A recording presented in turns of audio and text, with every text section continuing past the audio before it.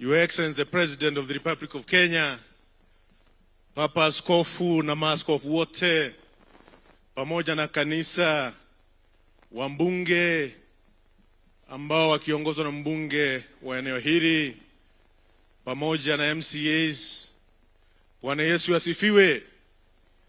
Bwana Yesu asifiwe tena.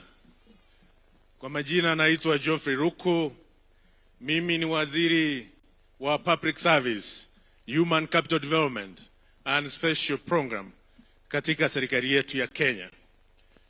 Your Excellency, mimi nataka nikushukuru sana kwa upendo yako kwa watu ya Kenya, kwa kujituma kwako, kwa ile bidii ambao unafanya na mapenzi mingi kwa taifa letu la Kenya. Na ndiyo maana mipango yote ya serikali yako inaonekana katika kona yote ya Kenya.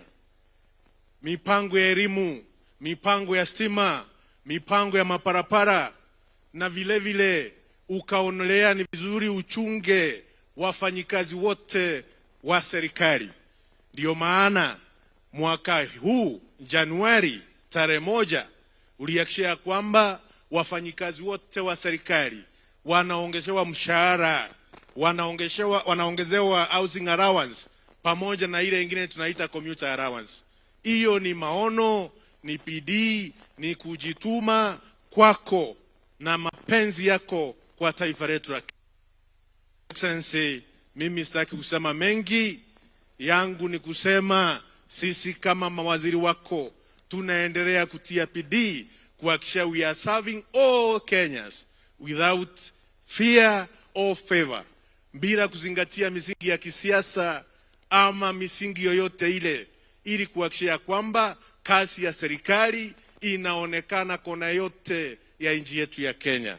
Kwa hayo nataka sasa niwaombe nyinyi nyote waumini, jameni, it is my singular honor, sote tusimame tukaribize kiongozi wetu wa taifa na makofi. 1